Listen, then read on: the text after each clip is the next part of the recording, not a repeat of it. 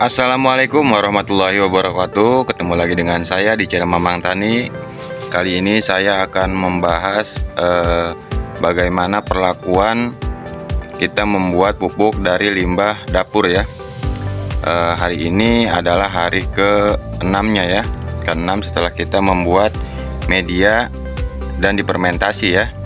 Yang dengan bahan-bahan nanti akan Mamang Tani sebutkan, kita review kembali. Sebelum kita lanjut, alangkah baiknya budayakan like, subscribe, serta nyalakan tombol loncengnya supaya mendapatkan notifikasi terbaru dari channel Mamang Tani. Nah, ini adalah perlakuannya ya setelah pemberian spray. Maaf, Mamang Tani kocor ya untuk media yang dibuat, yaitu limbah dapur ya, berupa nasi basi ya, terus perakaran bambu, terus molase atau gula ya Mamang Tani pakai, serta bahan-bahan lainnya ya. Hari ini adalah hari ke-6 ya, kita akan membongkar dan mengaduk bagaimana hasilnya setelah kita fermentasi selama 6 hari. Simak terus di channel Mamang Tani ya, supaya tidak gagal paham. Nah, ini adalah media yang Mamang Tani buat ya dan taruh di wadah toples ya. Ini kedap udara ya atasnya, karena memang pasti akan menguap. Mamang Tani tutup dengan menggunakan air yang ada air kolam ya, sengaja Mamang Tani siapkan ya sebagai bahan untuk pupuk. Nah, kita buka seperti apa hasilnya setelah 6 hari kita masukkan. Nah, bisa dilihat banyak buihnya ya. Nah, ini terjadi fermentasi ya atau pembusukan pada media ya. Kalau untuk medianya sendiri kita review kembali ya. Untuk mikrobanya Mamang Tani menggunakan akar bambu ya, yang mungkin di tempat rekan-rekan atau kawan-kawan juga banyak ya. Nah, ini adalah sebagai mikrobanya ya, mikroba aktifnya ya, karena memang banyak sekali di perakaran bambu itu mikroba baik ya.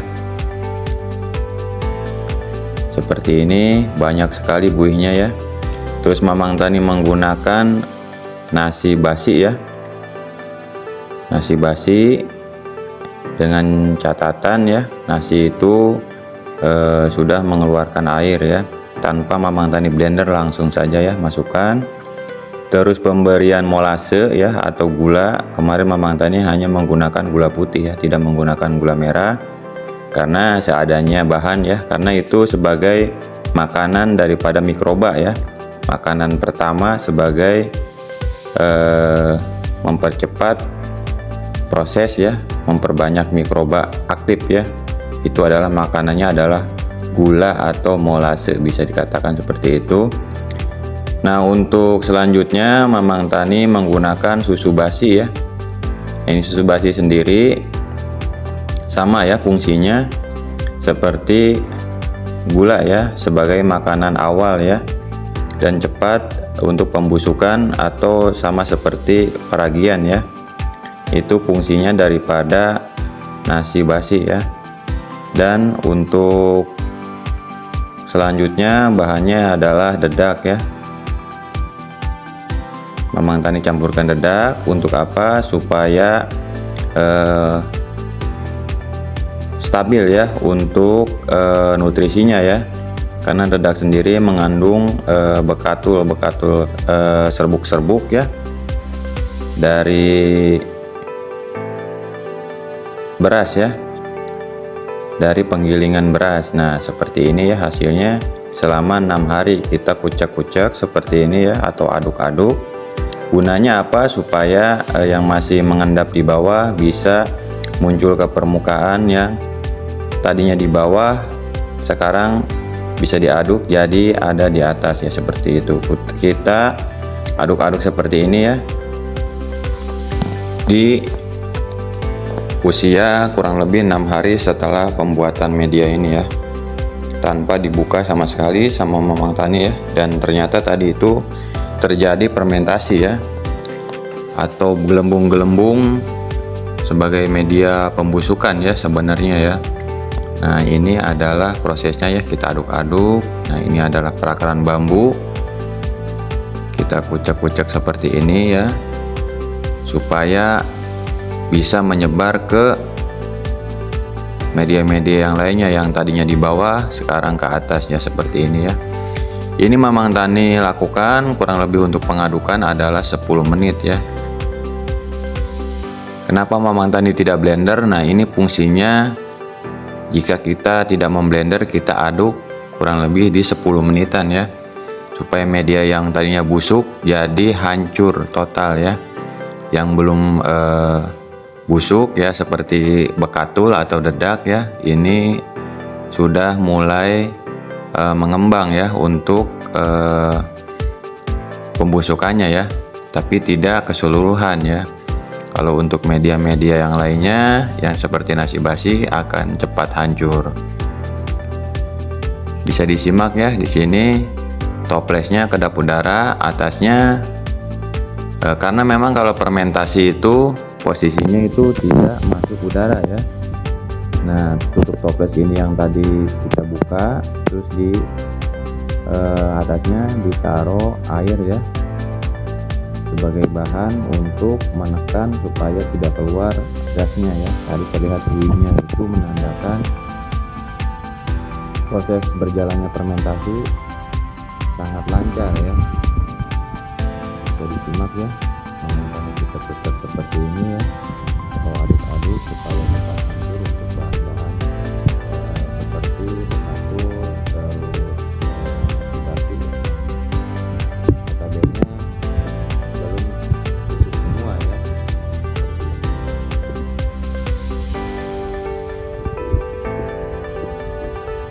Murah meriah, tapi hasilnya tadi bisa dilihat sudah disiram ke tanaman cabai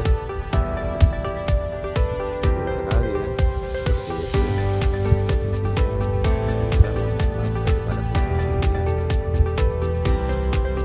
Ini pun Mamang Tani lakukan akar bambu ini tanpa menggunakan biaya tempat ya, tanpa menggunakan coba buatan dari pabrik ya. Mamang Tani menggunakan mikroba alami yang ada di bungkus bambu atau tanaman bambu yang sudah terapung. Seperti ini untuk prosesnya. Nanti ke depannya Mamang Tani akan rilis kembali bagaimana hasilnya. Ini adalah prosesnya ya. Mari kita bongkar terlebih dahulu aduk-aduk ya, seperti ini ya, untuk hasil daripada bekatul ya atau dedak ya. Sudah direndam, ini adalah pecahan daripada beras ya, kecil-kecil ya, yang dedak bekatul sudah mulai busuk ya. Kalau untuk nasi basinya sendiri pasti sudah larut ya, karena memang itu sudah lembut sekali ya. Ini kita gunanya mengaduk seperti ini supaya larut semua ya. Dan untuk dari bekatul sendiri dedak ya, ini bisa cepat busuk ya, atau bisa diaduk dan larut ya. Yang sudah menggunakan ini ya, aduk-aduk seperti ini ya. Cara ini dilakukan kurang lebih di 6 hari untuk prosesnya, kurang lebih di 10 menitan ya Mamang. Ini nanti ke depannya kita bisa buatkan dengan skala yang lebih banyak ya. Ini sebagai bahan media atau sebagai air salunya ya. Nanti kita bisa olah dan turunan dari mikroba ini untuk menggunakan bahan-bahan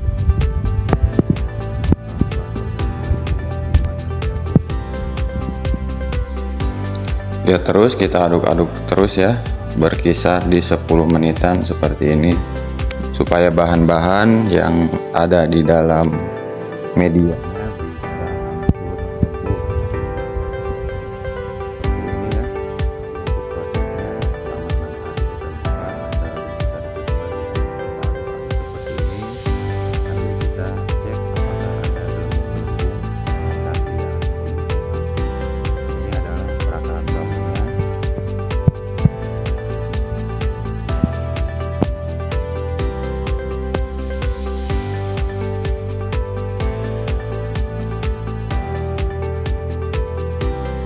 Setelah kita dirasa cukup, kita tutup kembali untuk penutup atasnya ya. Nanti kita tutup dan kita tindih kembali untuk tutup toplesnya yang di atas ya, supaya kedap udara ya, seperti itu.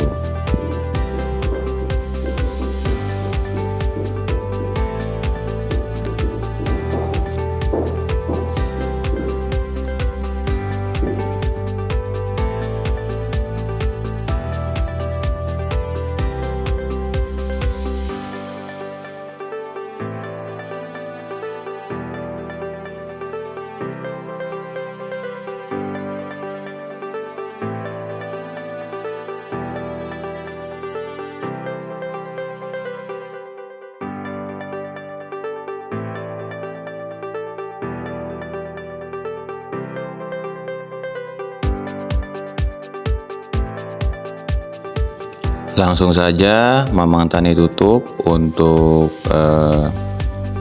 toples ya, atasnya kita rapatkan kembali dan kita tindih menggunakan galon yang diisi air ya, yang Mamang Tani siapkan tersendiri ya. Nah, seperti ini. Kita diamkan beberapa hari ke depan, nanti kita akan lanjutkan untuk hasil atau proses kedepannya. Nah, itu saja yang bisa Mamang Tani berikan, bagaimana perlakuan kita membuat pupuk dari limbah dapur ya, supaya tanaman tetap subur ya, tanpa menggunakan bahan-bahan atau bisa mengurangi pupuk untuk tanaman cabai ya. Tetap dukung terus channel Mamang Tani, jangan lupa like, subscribe, serta share-nya. Sekian dari Mamang Tani, wassalamualaikum warahmatullahi wabarakatuh. Salam petani muda milenial, salam ketahanan pangan, sukses selalu.